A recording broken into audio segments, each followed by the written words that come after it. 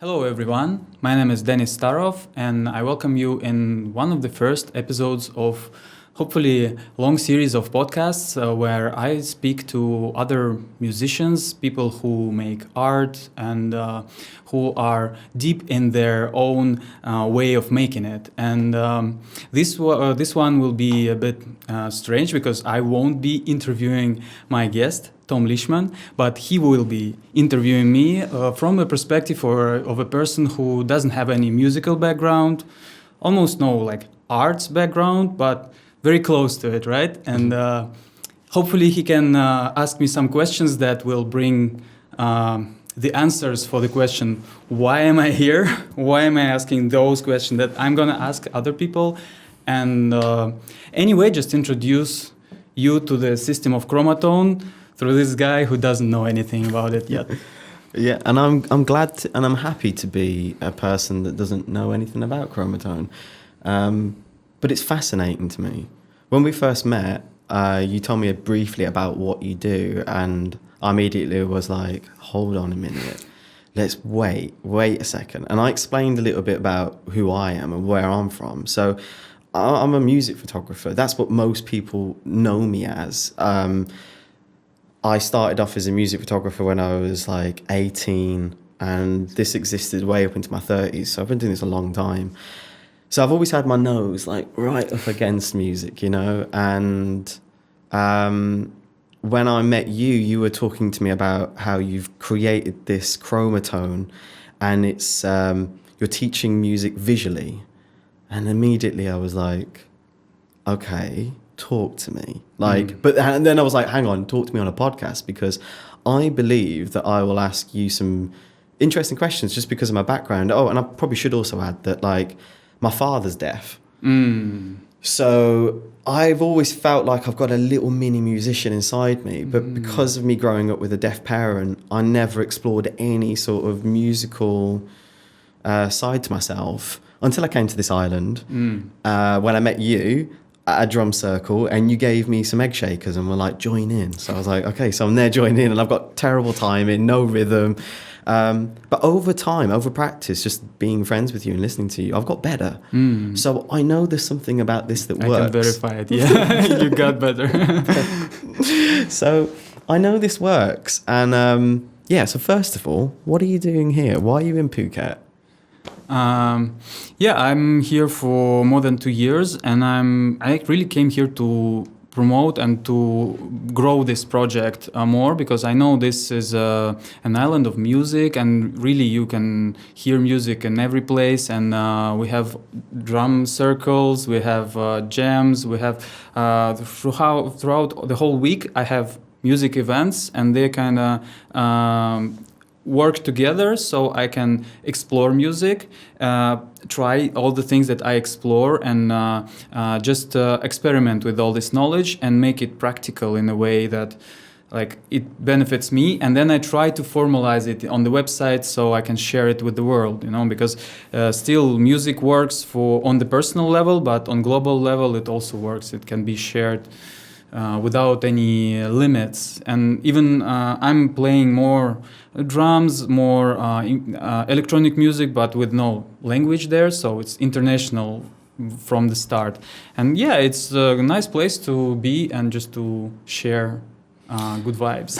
It is. And do you think that your system, what you've created, do you think someone who's a self-proclaimed musically illiterate person, myself, do you think that I would be able to play a tune comfortably on it? Do you think at the end of this conversation I'll leave with some musical ability?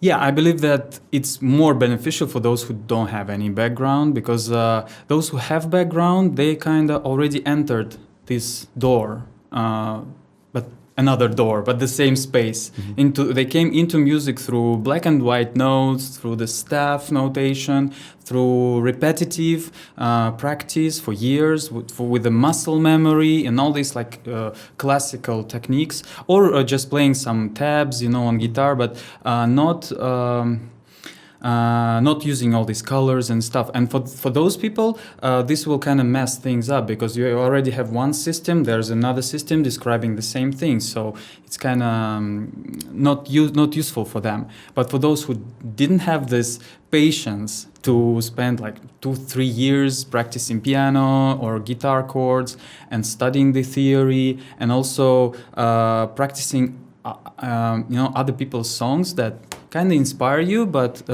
limit your imagination because you're just thinking about these quotes from other songs, not from the core of the sound. And I think if you have no background, it's just easy. You have a simple mapping. You can use it for your own purpose, and there's no such thing as excessive references to other pieces. I don't reference other works on even music theory. I try to make it as a base, but it's not as interconnected pieces. It's just one solid design system that I developed, and I think it's very beneficial, but it means that you need to put some effort yourself. You need to be kind of curious about it because in a way it's a bit too difficult for a person. When for me it was a revelation that notes are not 7 but 12, because they are white keys and they're kind of 7, but they're also 5 black keys, and together it's 12 notes. And the fact that humans are very limited in perception of number of things. You can think about 5 to 7 things simultaneously, but 12 is too much. So you cannot just think about 12 in the same moment, and if you try, you will be overwhelmed. So you need some kind of curiosity and plan, basically, to move through this. And I'm working on it. But curiosity is on you. Plan is on me, okay, yes. Okay. But actually, you can start if you have. You're a visual person, right? Mm-hmm. You make photography, so you have some understanding probably of color theory mm-hmm. and also composition, mm-hmm. like visual. Mm-hmm. So you can use it right from there. Because you if you have this color palette, mm-hmm. that's just called opposite. How it's called, like when it's opposite color but 2 colors on 2 sides of the opposite color. For example, for green or for yellow, mm-hmm. this will be this opposite color, right? For this red color, this would be opposite, but they kind of sound horrible together. But those 2 on the left and on to the right on this opposite sides sound very nice together, like this. Okay. But this? Bad. So you can already kind of see that this line and this line are good ones. And then you can just understand that, okay, I take one note and play the one that is opposite but next to the opposite. And if I play G, what note do I have to play a beautiful sound? D. Yep, we got this. And then C. And C would work good. Right. And then also in the vice versa. And all C's and G's will work fine together. Uh-huh. And so you can find just all these greens and purples on the keyboard, and you can find all the C's and G's, and basically, you can check it there. But close colors work bad. Yes. They're kind of dissonant colors. Further colors work very nice. Yeah, this is good one. This is perfect fifth. This is one of the most consonant intervals. This is also nice. The major third. It's have some emotional to it. You can try to play this red, blue, and green. A, E, and C. Red. Is that red? Red. Blue. Yes. Green blue. And light blue. Yes, this. And green also. Okay. Oh. Yeah, and this is A minor chord. So you've played your first chord, and you kind of can relate to this throughout this circle. So we have visual representation. Uh-huh. There is a circle, and there are these combinations of notes, and now you can see the shape of this chord. So and I see what you've done there as well. Actually, the green and the red combined has created this. Yes, the lines are mixing the colors. Yes, Wow. yes. So you've kind of got a. That's cool, man. Yeah, so I think this is. I try to provide these visual clues, so you don't need actually too much explanation, even because I think if you just practice with this, just spend your time, just listen to. Okay, I will take red and play it with this note. I don't like it. With this, better. And you can decide on the musical terms that you can invent for your own. You can decide on many things that are taught as absolute, but you can understand they are not absolute. They're foundational. They're founded on your perception, your feeling. And then my idea is that Chromatone can help you reinvent music. So not study music as like it's a place where you come, but you kind of build it for your own goal. If you want to, like you, for example, make music for film, for movies, you will go one direction. If you want to make pop music, you will go completely different direction. Or you go one direction. It's very different directions. No, One Direction, the pop band. Pop band. Yes, but with the now we have big shifts in music, and I think we will have very different music in 5-10 years, just because classical theory is a bit limiting, and we are always referring to previous works. We're not reinventing music for too long time, we have to do it, and it's kind of happening. That shift is happening, that we shift from melodies to timbres, to just sound qualities. Not that we have a melody. No. It's not that important now. Now it's more important that you have very special sound that's kind of taking your attention. But it can be any sound, birds, something falling on the floor, any sound, or just squeaky door can become your hook in your music, And I'm open to it because notes is one part of music, and for first 5 years, I didn't use any notes. I was a drummer. And only after 5 years, I decided, okay, I want to go for notes. And that's where the colors came because, it just worked for me. And these will work on any... these stickers that you provide, yes. they're on your website, are they? Yes. And these you can stick on any instrument? Or is it only particular instruments that they're compatible with? They are called universal synthesizer stickers. So you can see some of them put on my synthesizers. Some of them can be just on any keyboard, and others go on guitars and ukuleles. Like this. So you can even choose which to use. These are for beginners. That's amazing. With so you have the letters here. It's like beginners stuff. This for ukulele, for example. So this has 3 kits. This is for beginner. You just need to read the names, but after you memorize the colors and the names, you can use these, and these are half. Wow. So you can decide. So I'm dyslexic, and I was kind of just... Well, the public school system really didn't work for me. My education started when I left school, unfortunately. So I'm very aware that you can have a classroom of 30 children and 28 of them perfectly fine. The system works for them. But the 2 kids that are neurodivergent, maybe one of them's autistic, one of them's dyslexic, whatever, the system doesn't work for them. So seeing a whole new system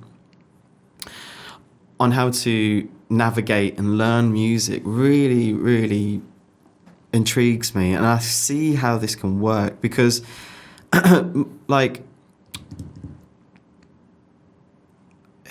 there's different types of learning, isn't there? There's visual learners, there's auditory learners.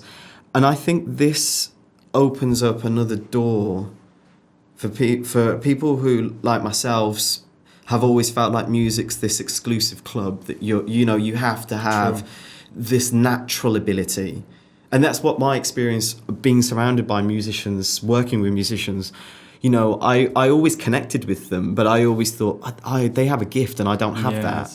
But then meeting you and talking to you briefly and then learning about this here now, it's making me realise that actually this isn't a club that's exclusive to people. That it's just that they have a type of way of learning that maybe it's more. They pick up an instrument and they can feel it, and they can just. Because I've seen people like that. They pick up a guitar and they just play it. And I'm so jealous of that. I'm like, how did you... And I'll even ask them, I'll say, oh, how long have you been playing that? And they're like, I've just picked it up. It's the first time I've ever... I'm like, wow. And you can already play that? And it's... I don't know. I've never had that ability, but I think maybe it's because I didn't have a... stabilizers, perhaps. When you're riding a bicycle, you need stabilizers to help you ride the bike. Yes, I think this is kind of like musical stabilizers. That's what it feels like to me. And I like the fact that you've just taught me how to play A minor. Let me try and see if I can do that again. It was red, green, and blue. Yes. A minor. I actually can play A minor. Yeah. Congratulations. You're one step closer to your musical dream. Yeah, we're going to be writing a pop single soon. Yes, yeah, and you're exactly right about these helping frameworks that just limits your choices, basically. And the fact that still on this keyboard, if you do something wrong, if you play the wrong note, you will maybe have a harsh sound. And most of the times for beginners, it's very frustrating. You start tinkering with it and like, oh, nice, bad. And you think, but next, bad. And you lose all your energy, all your curiosity because it's just frustrating. But if you just disable those unpleasant notes for this period of time, you can be more brave, trying things out. It's not that drastic that you just ruined the melody. No, it may be boring, but it won't be bad. And this is where my little bit of critiques comes from for this classical theory that's perceiving some of the foundational things for me as the pentatonic scale. So not 7 notes, but the five black notes. Why don't we start with them? Sorry, Denis, just for people that aren't like as musically as I don't know, like versed as you. Yes. What did you describe it as? It's simple. It's pentatonic, so it's pentatonic. 5 tones. Okay. And is that do re mi fa sol? Is that the? Yes. Okay. It's like do re mi fa sol la si, but you don't play mi. Okay. And you don't play ti. Okay. And you have do, re, fa, sol, la. And do again. Okay. So and with 5 notes, because the 7th notes is a bit harsh because they're very close. B and C are 1 tone apart. So that's, B and C. And C being no, the white. Yeah. Oh, this one. Okay. Yes, this one. So play with them together. They have clashing sound. Yeah. So if you just play white keys, some combinations will be unpleasant for you. But if you just remove this, if you skip this yellow one and you skip the blue one, the violet, the F. Yes, this one. Next. Violet. F is F. Yes, this one. Yes, and we remove this. We get a cleaner sound that will be no clashes. You can play whichever note you want, and you will have some nice. So B and F. Yeah, you just exclude them because they have a little bit harsh relationships to other notes. Right. And this is about these relationships. And if you limit these complex relationships and leave only like easy to go, so from this to that, you always go in those diagonal lines from A to E. But I will show you one trick that's kind of fascinating. You can look here. So if we go A, right? Then we have this step that we already learned. We make a 5th step and play this E, right? From here, where do we go? And in the same way. So we need to go opposite and next. So from E, we go to B, right? So this is the shape where we're going. But now, B, we get the same step. And what will be F sharp? This, right? So here, from F sharp, we get again here, right? Opposite. Yes. You will say me next. So from here, where do I go? G. G, but G sharp, right? Here, because G is just opposite, but we go next from the opposite, right? So G sharp. And then F? Then, no, not F, E. No, D sharp, this. Because Okay. this is opposite, right? So D sharp. I see. So it's never opposite, it's the one next to. Next to the opposite. Yeah, now we have this A sharp, right? Okay. From here we go D. to F. And then D. And from F we go to not to D, to C sharp. To C. Yeah, to C. So we're very close to the end. Yeah, because from C to G, from G to D, and from D to A. And we started from A. So going in only one relation, one combination, like one ratio of sound, throughout 12 steps, we come back to the same note. But we've gone through all of the 12 notes. So this is like the core in most of the melodies, chords, and harmony. This is understanding of, like, we have perfect interval that sounds very nice, and we kind of grow from there, and we've like a humanity already built many different musical systems, but most of them have this rule inside, that there is one thing, that this red is the same as this red, but they're not the same, but they blend together perfectly. Wow. And this is octave. This is one rule that they kind of found out in any civilization, you know, out there, and historical also. And also this is very pleasant sound compared to this bad. This is, it's bright, it's open, it's just positive. And sorry, Denis, is this these scales that you've got here? They're the same. These, what did you call it? The pentatonic. Pentatonic. Yeah. And is that the same as the Indian scales that they have? They have it also. You can try pentatonic. Just play the black notes. Just play the black notes. keys. Okay. Yeah. You can start with violet, the violet one. It's just will be more pleasant to you. And just play any in any way.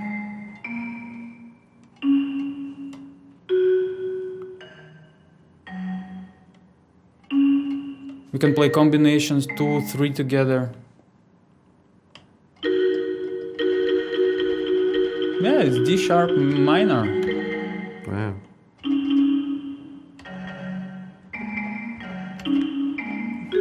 Kinda, a little bit maybe you can hear the dissonance, but it's working together very well. And if you just try to improvise.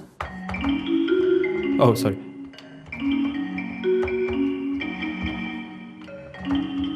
Chopsticks. Yeah, you can do whatever. It's forgiving. It's very forgiving, and it's more empowering you. And many cultures don't go further than 5 tones because it's enough. If you want to have fun, if you have just want some kind of melody just to bring some nice mood and just want to chill, you don't need the complex harmony. You don't need diminished chords. You don't need even chord progressions, because they are already telling the story. But if you don't need a story, sometimes you don't need a story, you just need some atmosphere. Just hold it. And this is even not a chord, this is like 2 notes, but maybe you don't need it. And that's my big point, that you can say, okay, this is correct music, this is the right way to play this very complex, this is how we do it in a church or something. But if we want to just play drums on the beach, we don't need 99% of this. We just need that to know that there is a rhythm. Timing, yes. We need to listen to each other, and we all need to just want to have fun. And this willing to have fun is enough for people, because then we will just find the good sounds, the good rhythms. It's just natural.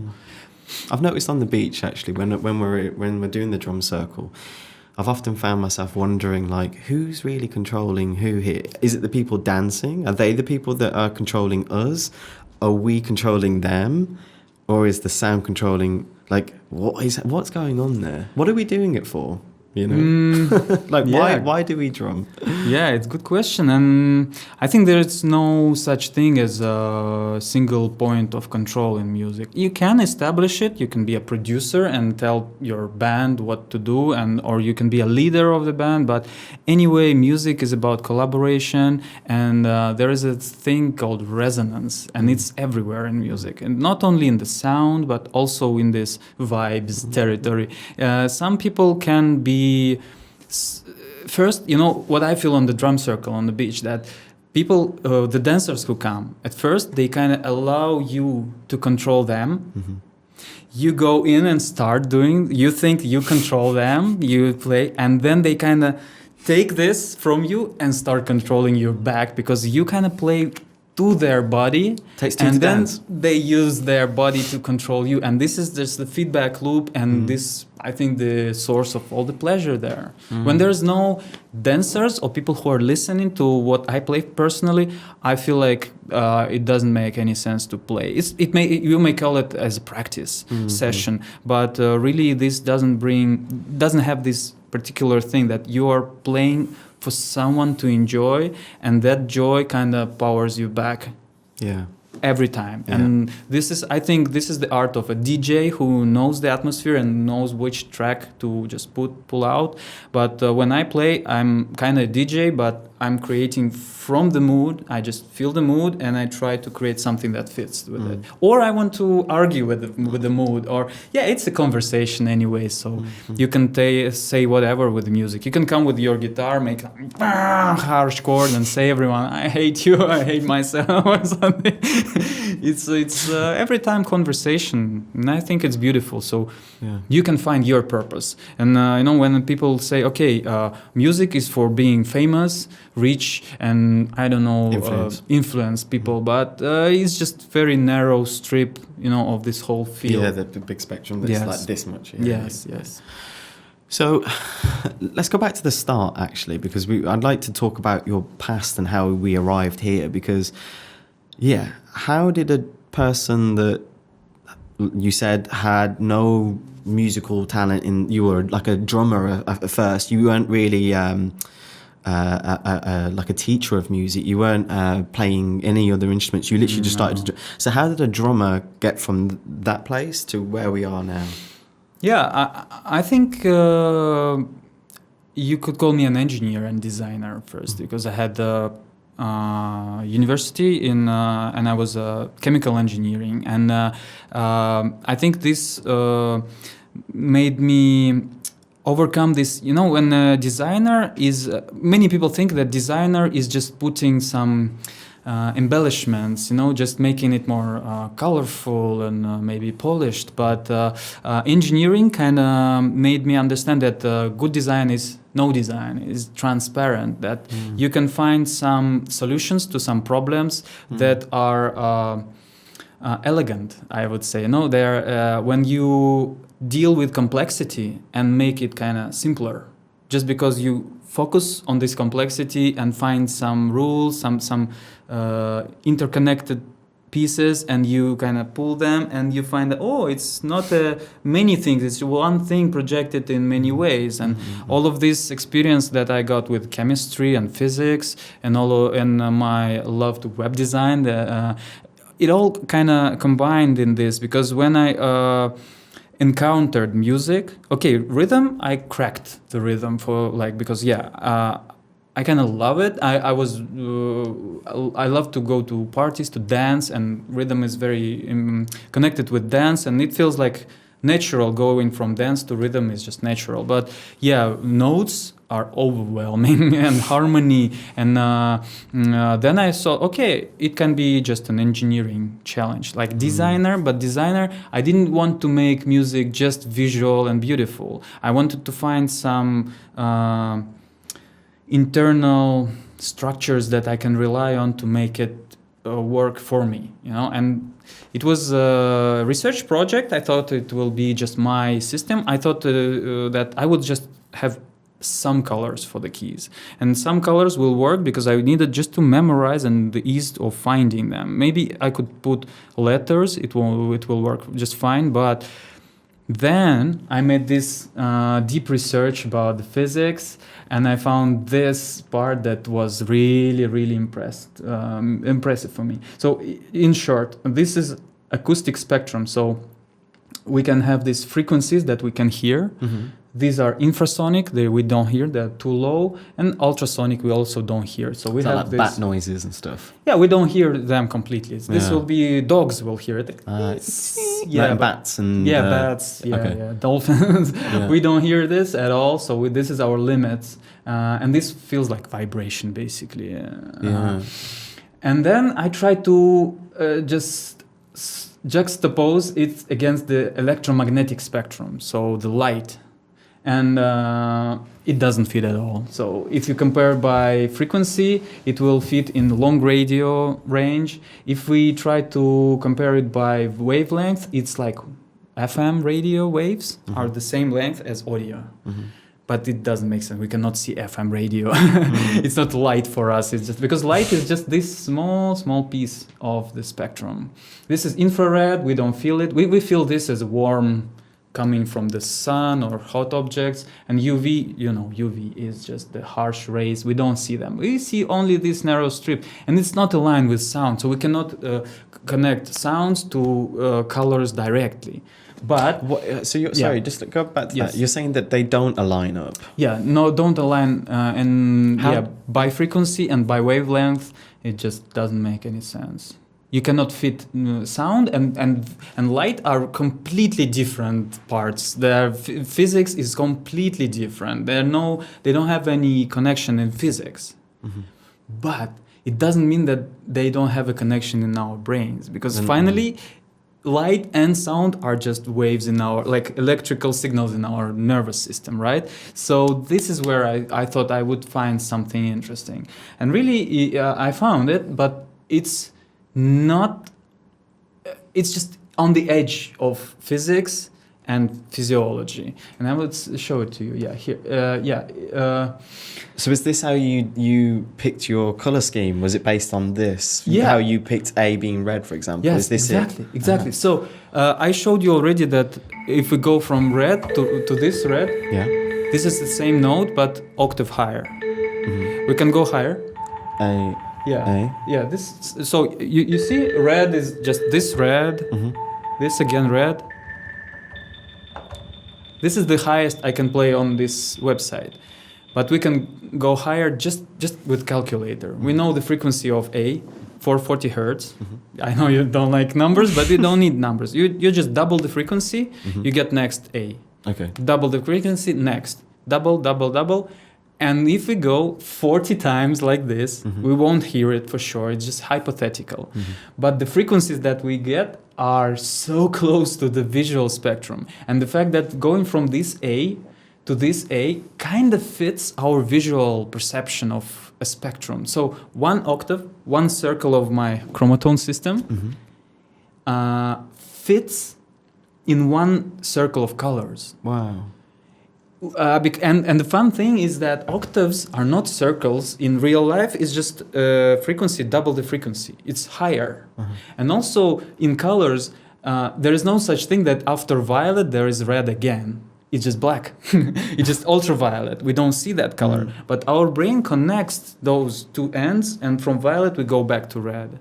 So we have two cycles in our brain. One is we go from A to A in a cycle. Mm-hmm. It's not out there, but we perceive it like this. And the same thing, we go from red to red back through the circle of colors. So we go these two wheels, and I just connected them together. So is it shaped like? Would you describe it like an 8? A shape, the way that it works? An 8? Yeah, like a. You described it like a loop, Mm. but is it shaped like an 8? Like it's. No, it's just the circle. For me, it's just the circle. You can imagine, as you wish, of course, but for me, it's just this circle. The circle. I see, And yeah. I can show you in the colors. It looks like this. So you can have these steps, Uh-huh. And these are 12 steps, and each color has its name and particular frequency and relations to others. And I made a deep research, and many of other people who try to fit colors and notes start from C, as it's more traditional and it's like C major, funny, good vibes scale. But one thing struck me, like A is the first letter.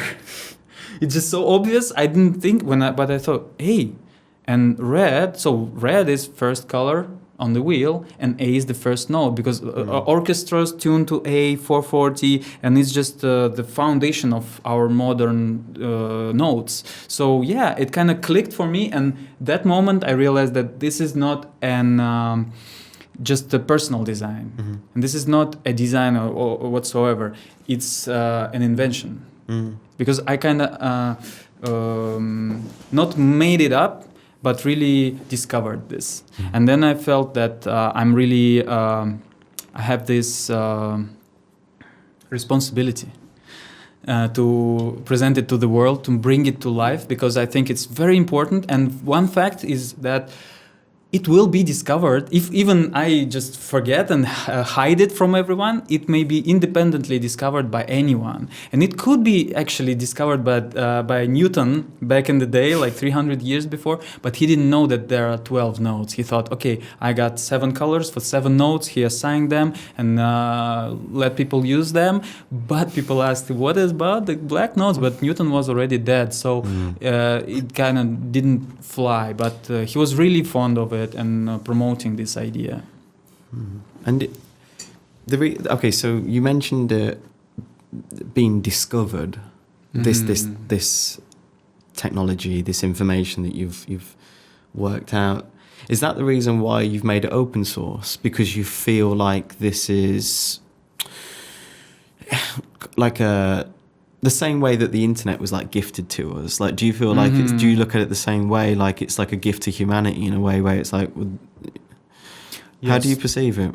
Yeah, for sure. I'm really inspired by all of these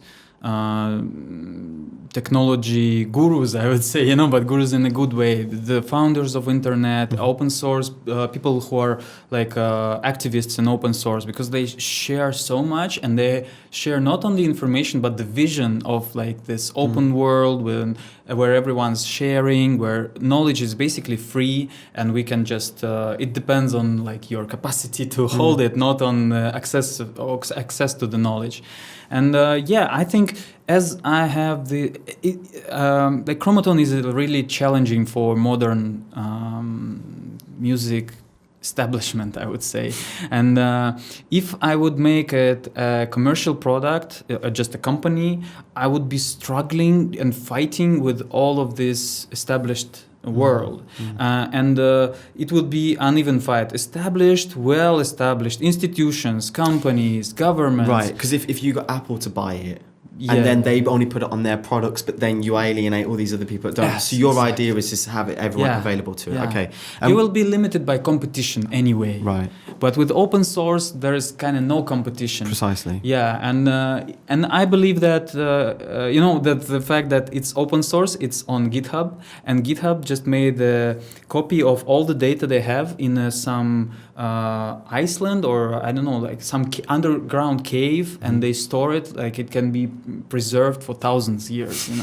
So I know my code is there, and I have a mark that it's there. So I know that even if our civilizations collapses, will survive. It will still be there. And it will be preserved as my gift to society. I love to make it, and it's because I perceive that internet and technology is a big gift for me, and JavaScript and browsers and all of this is just free, you don't have to pay to use it. So I want to kind of be grateful, and this is my grateful thing.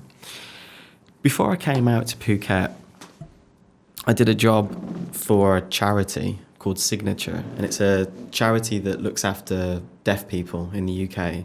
Obviously, my dad being deaf, it was a cause close to my heart, and basically the project was about these TikTok videos that people were doing. So imagine like a pop star making a TikTok video, they do a dance, and what they think they're doing is British Sign Language, and it turns out that it's just mime. It's not really sign language. And then the deaf people, rightly so, who are watching these TikTok videos were getting annoyed. Like, that's not sign language. And they contacted the production company that I was freelancing for at the time. And we were tasked with creating some videos for Signature. We had to make these like dance music videos with these dancers who were deaf, and they came in and signed basically to say, you guys are doing the wrong signs. These are the correct signs. This is actually sign language. And it was such a eye-opening experience for me, because I've never seen deaf people dance the way that these deaf people dance. I didn't think it was possible. And I left feeling perplexed, inspired, amazed, and stunned. Like, genuinely. Like, I left that place bewildered. I couldn't believe what I'd seen. I've worked with professional dancers a lot, and these deaf dancers were just as good.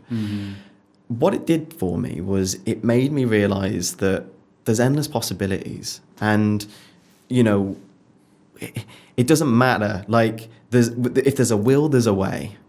And I think looking at what you've created, what you've discovered here, as I said earlier, it's kind of like you've given permission and you've opened the door and allowed access to people that previously wouldn't have had access to music. Do you think it's even possible because this is a visual way of learning music, using colour, is it even possible we could ever see a time where we have people who are hard of hearing, could I even say deaf, using your system to at least just play a couple of tunes? Is that even possible with your system? For sure, yeah. If they have eyes and they can see, yeah. For blind people, yeah, there is sound, but for deaf people, I have plenty of instruments just to have this feedback loop established, and I can show you one that I think is the most important, and I think it's the most scientific and like inclusive, because should be no, I would have to switch. One sec. Small pause. We'll have to cut this piece a little bit. That's okay. Yes, but yeah, that's important. Hey, we're doing good though. Conversation sound is much better. Yeah, so... one sec.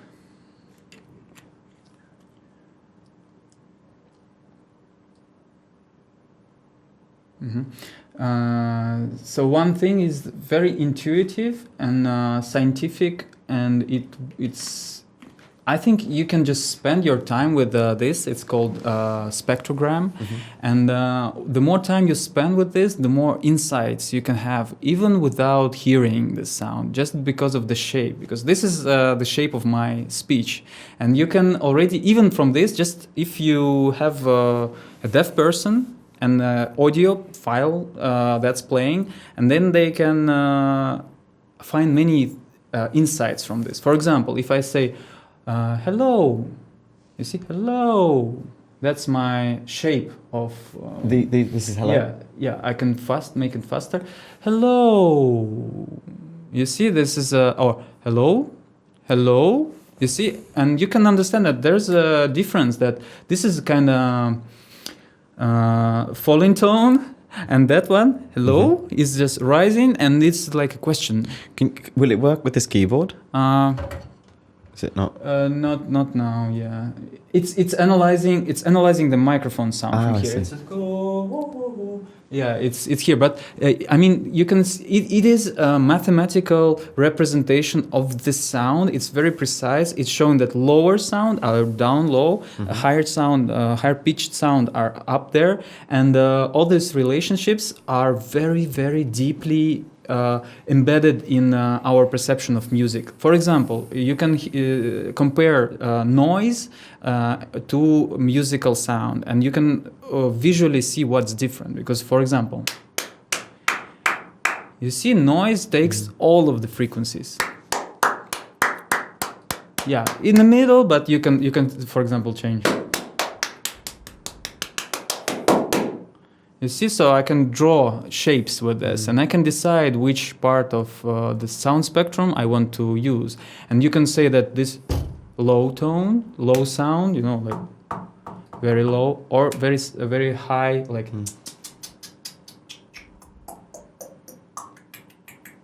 You see, you can draw, you can understand that one note is higher than the other just from seeing this. And the fact that there are so many lines in this audio, it's it's so important to understand how does this work. Yeah. So if this was plugged in and we could hear this, you will be able. Yeah, I will enable this to you. Yeah. Okay. No? Let me check this for a second.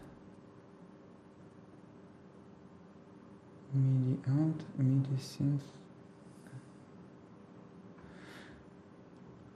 Try. No.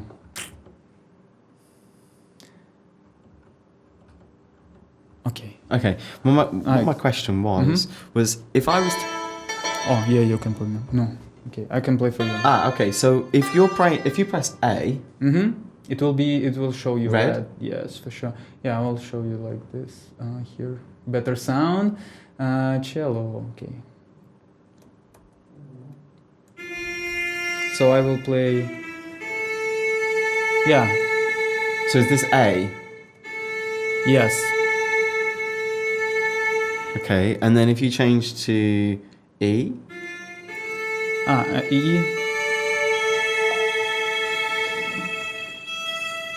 So it should be blue, right? Yeah, it's just trying to search for things. And then if you were to play G, it should be like pink. Right. So this technology, if it was to be improved and evolved, we could find ourselves in a place where people are playing music on color. So they see pink, they press pink. Yes. And you can find, like, for example, you hear this, you can find, can you just make this note the same note? What, with my voice? Yes. Yeah, what was that, G? Yeah. Oh man, you get it from the first. You see? Oh. Yes. This was the note. This is what you got. You just was very precise, but octave down. You see, you are one octave down, but you nailed it. Okay, let's have a try for another note. Oh, no. Don't give me anything too hard. D. No, you can see that you're a bit lower.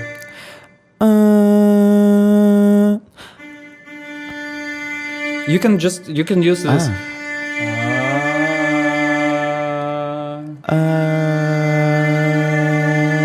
Yeah, so you just need to match the line. So it's just very technical. So even for vocal training, it's very important for vocal training. So I literally could say, oh, this is A, and then and then watch and see if I'm hitting. And also you can, if you're, for example, a vocal teacher, and you can say they say like your voice is not open enough, sometimes, and you can see that here because like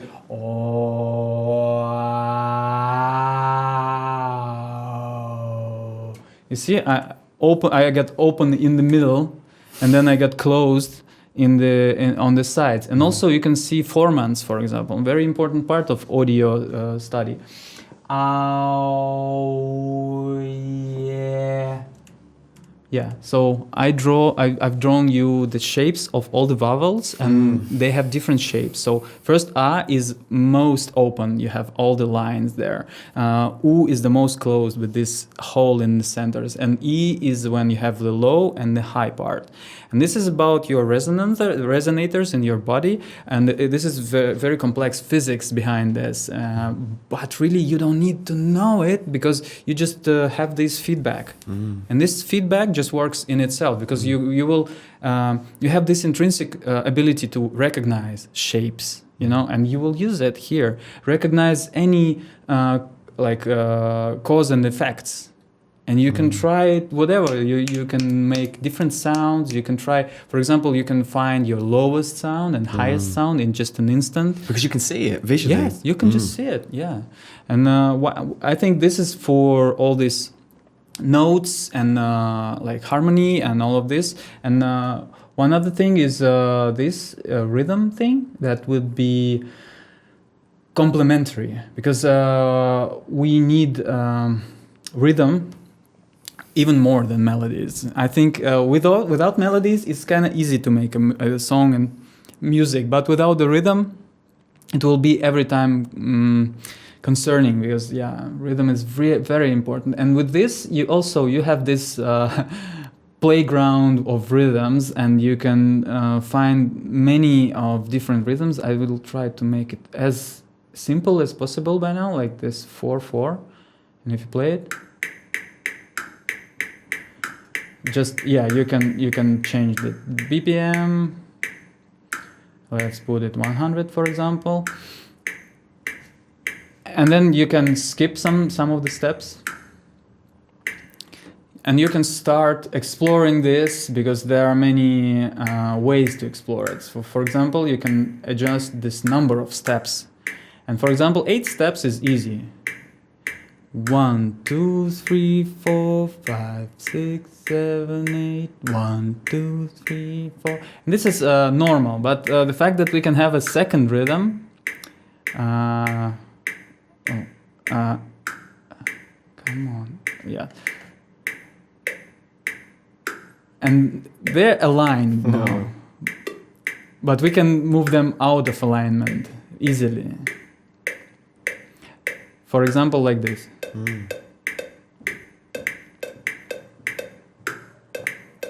They're starting to talk to each other, to work against each other, and essentially this thing is very close to what I was showing you about this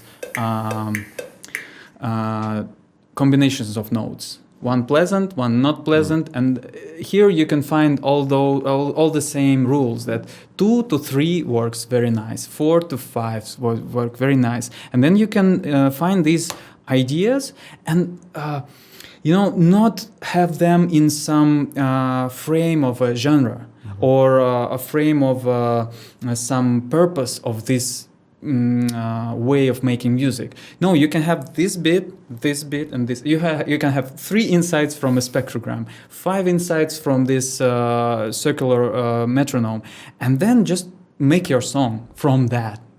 Don't have much. You just found nice rhythm that resonates with you. You have found some nice notes that just you like them, just you like them, and then you can start making music with it. And I believe that you can make music that's not in this box of already established music genres. You can get out of the box easily because really you can get so wild with this thing. Just imagine what happens on this stage, and you just break all the rules, and it would be 9. No, let's make it 7.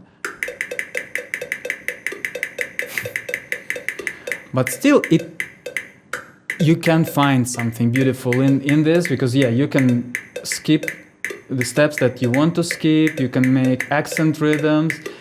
You can rotate this rhythm around, and I prefer to look at this as like a laboratory. You can make explosive things there, but you can make very beautiful things there, and it's up to you. And I think that there are 2 ways. Like, one is to have these safeguards and safe way to come to like comfortably go to some place. But also I think there complementary to it is just unhinged, no limits experimentation. Like there is no such thing as a right or wrong. Yeah.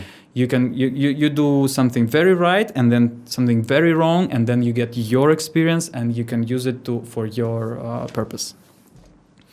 Yeah, this is very impressive even for me, because every time I practice with it, it's just so challenging, you know. But it gives you this visual feedback. So even if you don't understand the rhythm, you can still follow the arrow and just play when it touches those circles, and it will be. So when you drum, when it goes beep, you hit beep. Is that how you practice with it? Yeah. There's some people don't see rhythm as a cycle, but they can see it as just a bar. So you can do the same thing, but like this. I think I've heard you drumming like this. Yeah, yes, yeah. I can show you how I'm drumming on the Nihorn, on the Dharma circle. So everyone's playing this 8. But I'm playing like this, for example.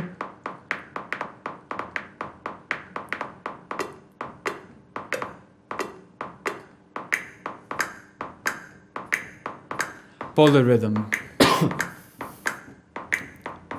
They're not aligned, but they're aligned on one and one again, in the full cycle.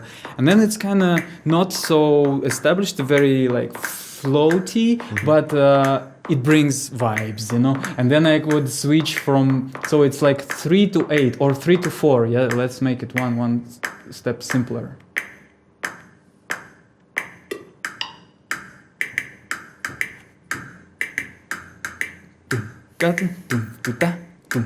And this is 4 and 3. That's what I said to you. Like this is simple thing. 1 is 3, 1 is 4. And when we kind of vibe, it's fun, but then I would switch to 5. Have you got any examples of what different drum beats from around the world, what their rhythms are? Like, for example, like, I don't know, like samba or flamenco or... Yeah, in the theory section, you go to rhythm, and these are rhythmic systems that I kind of explored. And there's a number of rhythmic systems. So Euclidean, Afro-Cuban, Indian, that's very deep. Flamenco has very special way of dealing with the rhythm. Yeah, and they play kind of after the 1. So 1 is silent and then you play. It's very unusual to other music. We start with 1, like boom, and they say like no sound on the very important moment, and they kind of play with your perception. African, Turkish, and Balkan, they are my one of my favorite ones. So you can study any of them, and they have all these examples. So you can just go and find all these concrete Indian or Turkish, for example, rhythm here, and just hit play somewhere here, and just explore. This is like the core of the rhythm. It's not the sound that they play. They have of course, they use drums and different things, but still you can. And what are these? These are the names of the rhythms in Turkish. Are they the name of the musician or the? No. There's an article, you can read it, and there are different usuls, aksak rhythms, and I try to pull as much knowledge here. So you can just read all this and ask ChatGPT if some questions arise. And for me as a drummer also, it was a big and interesting thing. And also Indian is a very deep thing. They don't have a lot of particularly complex rhythm patterns, but they have all these fun things, how they use the hand to count different complex rhythms. And when you can learn this, you can really use hands to study rhythms. But they just count like 1, 2, 3, 4, 5, 6, 7, 8, like this. 2, 3.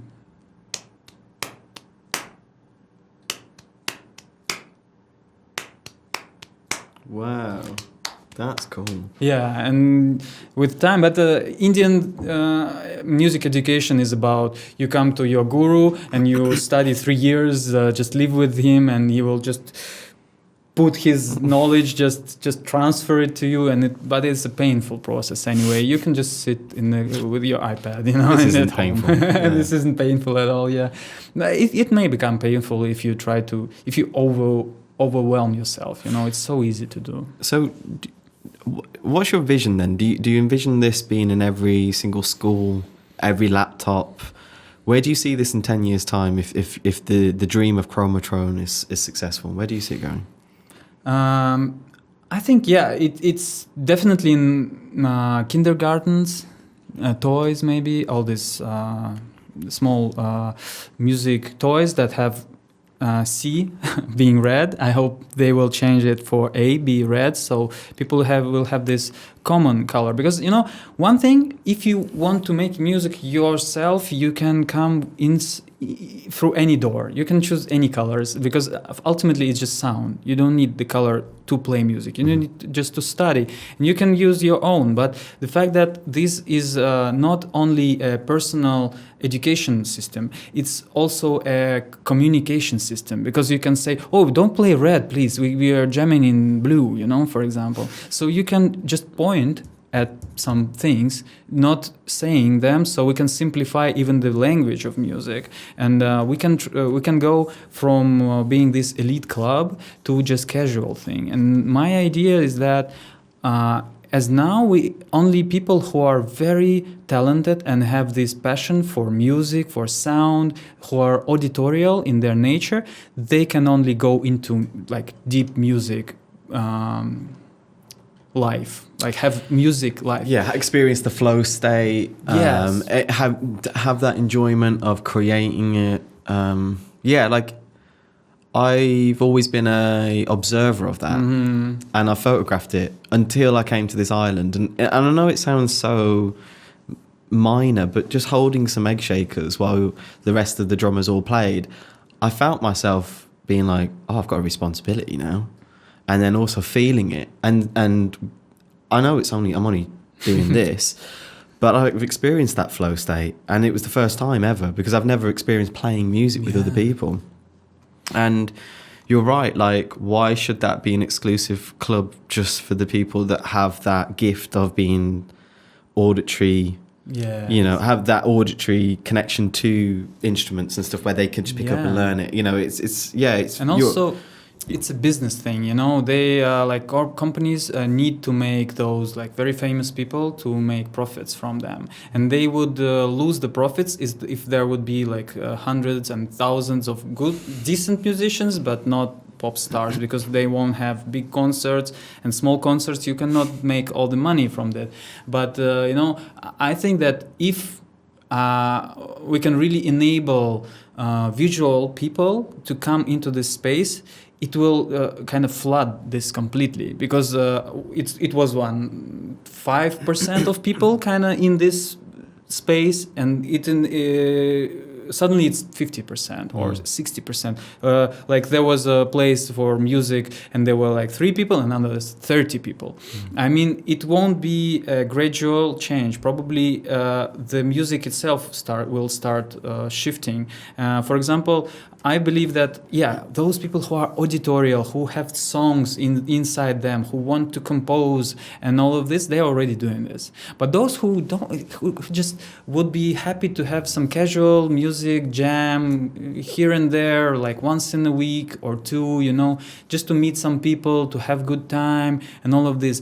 And if there will be some critical mass of such people and such a lifestyle, then we will have some special places for this, like visual jamming places, like studios, or maybe some venues that will accommodate people in a different way, not a stage and people to listen to, like audience, but a more like circular, even space where everyone can join. There are some guides, some limits, so you cannot ruin the thing, or everyone's playing like good notes, for example, good rhythms that are established by this community. But I think the main consequence of this would be more interconnected society. That's what I hope for. Yeah, I think so too. And I think it brings a lot of joy. I think it brings... it's a way to release. I've felt it and I've observed it. I've seen people in that flow state when you're creating music and stuff, and because you're not thinking about sex, you're not thinking about war, you're not thinking about money, you're just thinking about the rhythm, the beat, the melody, whatever it is you're doing, and you're just concentrating on that. And it's such a pleasant place to be. Yes. It's like a meditative kind of state to be in when you're in that flow state, when you're just creating music. Because as I said, you're not thinking about all the distractions that life brings. Like I say, sex, money, war, whatever, like any of the BS that's going on. You can just focus on this thing. So for people that are struggling with their mental health, or people that have got trauma, people that have any sort of... challenges, difficult things that are going through, I think music is great therapy, isn't it?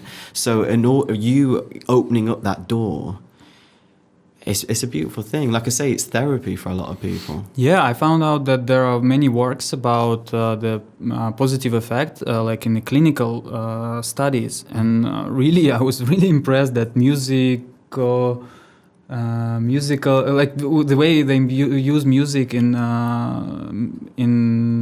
all this, like not only mental health, but on the edge of just health, because it's just synchronizing your body. You get all the systems in your body kind of aligned for this. When you have the rhythm, it's everywhere in your body. You can just move with it. I think it's just synchronizing and harmonizing your the whole like personality, in a way. And that's why I think, if we could make this practice of weekly drum circles more widespread, and people will just have gather together. And the fact that when you play music, you try to make something beautiful together. It's not every activity can provide you this. If you just chill on the beach, everyone's doing their own thing. We're not doing anything together. So there may be thousands of people, but no communication. But at the moment when we start making music, we kind of collaborate. And collaborative situations are not that widespread, You're right. And one of the most beautiful things I've actually noticed about being part of the drum circle is it crosses barriers. You're from Moscow, I'm from England, like I'm from Birmingham. Yeah. Like it doesn't matter what language you speak. We all know, we all can drum. And like the amount of interesting people that come to that drum circle from different walks of life, different places. True, yes. And you're right, like we've lost the collaborative spirit in community, because it's almost like because the more globalized we've got, the more connected, and the more we've become, there's less community, isn't there? So sure. You're right actually saying that drum circles should be a thing of bringing people together and stuff like that. And then perhaps with Chromatone, as you said, it opens up this access to music for people that aren't auditory learners, they're more visual learners. And then if we establish these types of musical groups, whether it be a drum circle, a choir, or like a jam session, whatever, like having these things, because it's now more accessible to people, I can only see this being a good thing for humanity. It doesn't seem like a bad thing, and the fact that you're giving this out for free is even more cool. Like it's amazing to be at the beginning of this, and it's an honor to interview you and be one of the first people to interview you about this, because I really do think this is going to blow up. I think this is going to be huge. I wouldn't be invested in it, I wouldn't be interested in talking to you about it if I didn't think it was actually going to be something that was going to turn into something quite significant. But I can see it for what it is, and like I say, as someone who's dyslexic, someone that comes from a background that's had a difficult relationship with the traditional hard wall. The traditional aspects of education and how it's designed, it isn't made for everyone. So you like I say, you've created another door, and now people like me can open it and go, oh, maybe I can explore music now. So thank you. And I suppose One of my last questions for you is, if you could be a key, if you could be any one of these, Mm-hmm. which one do you think represents you best? Which is the one that is Denis Starov on this? Yeah, I would say that for me, every note has their own character, and really the colors really matter. And I know that the B kind of stands out because it's like very bright compared to other colors. And yeah, I have my favorites, but I would say that D is my note. I'm Dennis, so it kind of makes sense. And also D has this special role in a C major scale. It's called supertonic. So you can it's also stable, but it's not the root. It's kind of not boring stability, something like this. You could call this, and yeah, I think this kind of resonates with me. So yeah, I do a little bit weird thing, but do it for a long time, and you can feel like it's normal, okay, even if it's completely not normal in this scale. Well, thank you very much for spending this hour with me. I don't know how long we've actually been speaking for, but thank you for spending your time with me, explaining how Chromatone works. And for people that want to know more about Chromatone, where can they find you? Is it just basically chromatone.center? Is there any other websites, or are you on Instagram? You're on all of those places, aren't you? Yep. So if anybody wants to can they come to you for private tuition? Mm-hmm. Yeah. All of this is on chromatone.center. It's free and open source. You can open and use it on tablet, phone, computer. It's just there. Even you can install it as a web app on your device, and it will work offline. So it's just really very convenient thing. I was recently playing this on iPad. It's just so fascinating. Everything works out of the box. You almost seem surprised that your own invention. You're like, it works. Every time. The fact, when you write all these applications and you need to test them, and the testing goes longer and longer because you just start, you enjoyed your instrument, and like developing synthesizer is big pain because you just playing all these notes, all these melodies. But yeah, there is a shop. There is an online shop right there, so you can order the stickers. Also, I have this tutorship here, so it's a session, one-on-one session, where I can go into the problem of the person, like what their goal is and what the purpose of the study.